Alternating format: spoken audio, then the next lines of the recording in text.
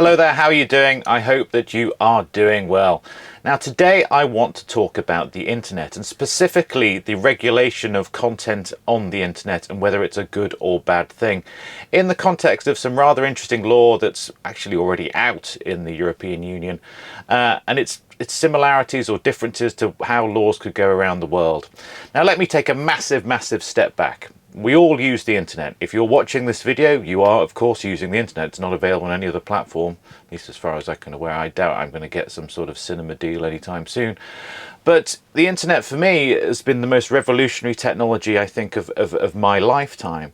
I remember just being blown away when I discovered emails in the 90s when I was at university, and then watching the internet evolve, seeing e-commerce grow, seeing it become so important for business. And essentially people live their lives more or less online. We spent a lot of time on Zoom calls about a year, 2 years ago. Some of us probably still do. And almost everything we do, whether it's on our phones, on a computer, whatever we're using, is using the internet in some way.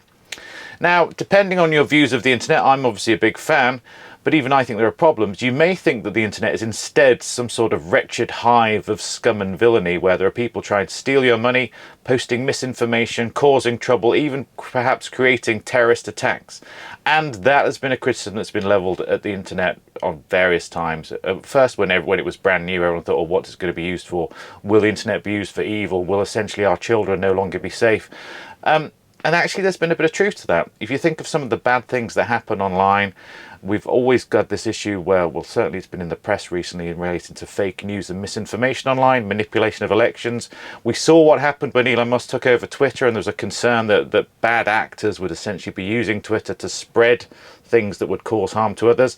We also have the fact that lots of harmful content is available on the internet. There is all stuff that can be sexist, racist, essentially having a go at any particular social group.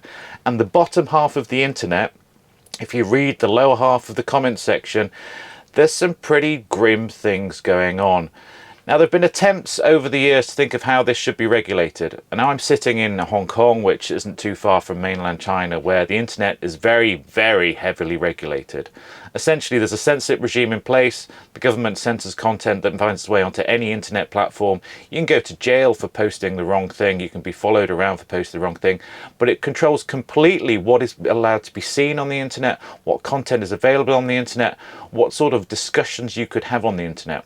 And you may be thinking, well, we've known that for a long time. That's been happening in China forever.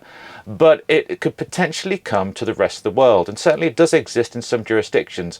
But I want to talk about the fact that it is essentially coming in some form to the European Union. Now, the EU passed a Digital Services Act last year. And I'll talk about it in more detail. I'm going to have to show up some slides because it'll be easier than me just doing it, just coming from the top of my head, quite frankly. But its goal is to essentially regulate what internet providers, platform holders, e-commerce organizations can do on the internet. And essentially it's very much like the GDPR in that it's a protectionist type of law. It's a way to essentially make sure that people hopefully don't get ripped off, sold misinformation, convinced to do something awful, or generally harmed physically or mentally as a result of the use of the internet. And it pushes the burden very much on those who are providing those internet platforms, those infinite pieces of infrastructure. Now, there have been attempts to do this in the past. There's been various case law involving message groups and message boards, but whether the person who posts something on the board is liable or whether the board itself will be liable.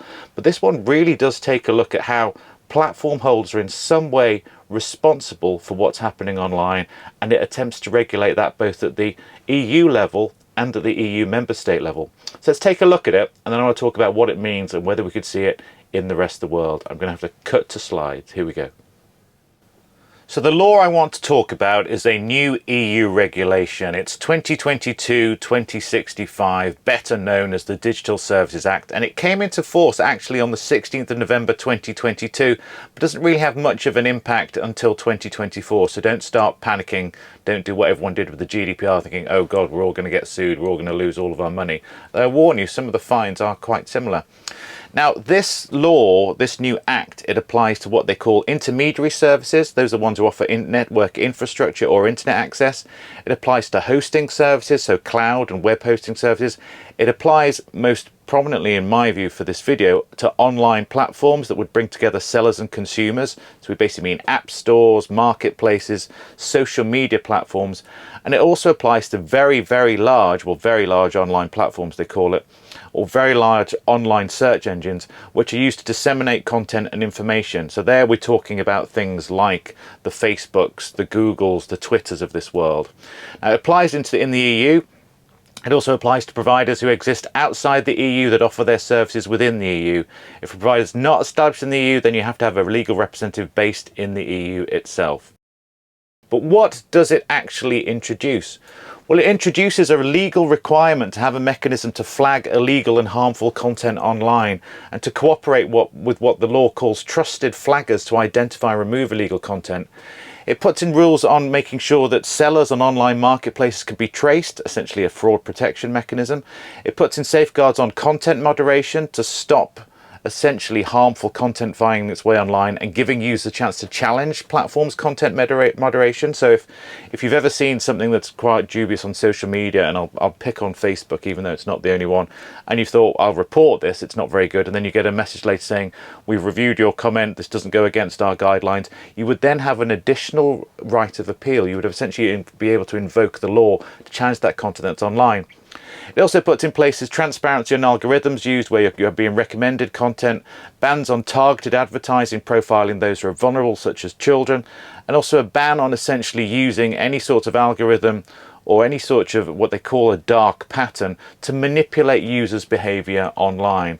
Now, this is something that people have been concerned about for a long time, and we've seen we've seen certainly at the government level some of these large platforms being looked at, but this is the first time we've really seen a law outside of in essentially a democratic society such as the EU really taking a go at this and really opening the sort of the discussion as to whether this somehow infringes on freedom of speech or is the protection that we all need. Now, those providers who are covered by the Digital Services Act, there's various tiers, as I said earlier. So at the bottom level of tier, they have to implement notice and action mechanisms, making sure there's a right of complaint if something goes wrong with whatever platform or essentially service you're dealing with. As it goes up the list, you then have a position where platforms have to publish their number of active monthly users over 6 months, or at least once every 6 months, introduce complaint and redress mechanisms, essentially making yourself accountable. Then when you get to the very, very large organizations, so the very large online platforms and very large online search engines, there you're in a position where you have to employ a compliance officer, share data with the relevant authorities, adhere to codes of conduct related to transparency, and make sure that you are essentially accountable under the law, that you will not allow anything illegal to take place on your platform. Now, there is an issue there, and I'm going to turn off the slides and come back, because what is illegal is perhaps not as straightforward as you might think.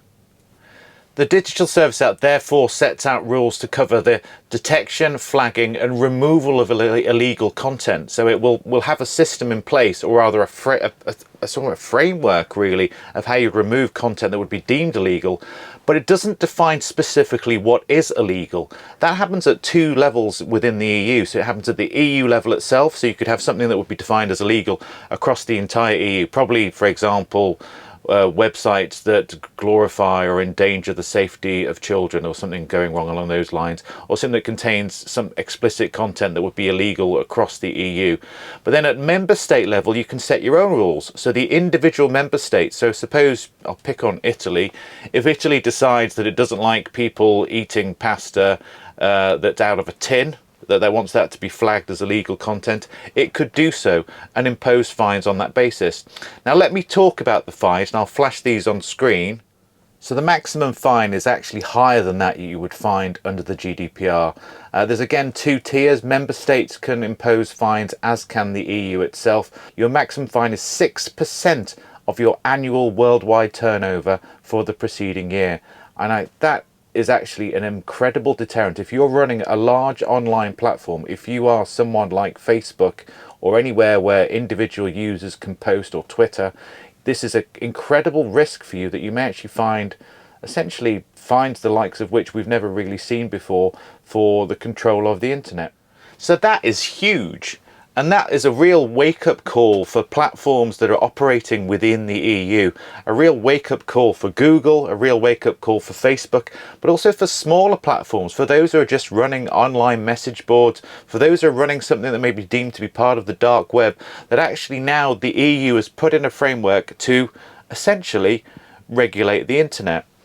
Now this raises a lot of questions. I mean, I struggle with this because I like the fact there's a free flow of information online, but I also don't like the fact that the internet is so often used. It's very easy to be defrauded.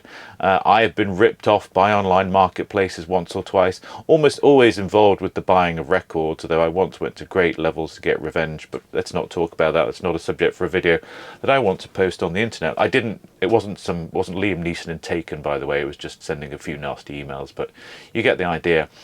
But my question is, the GDPR, when that was adopted, other jurisdictions around the world adopted similar rules relating to essentially the protection of personal data.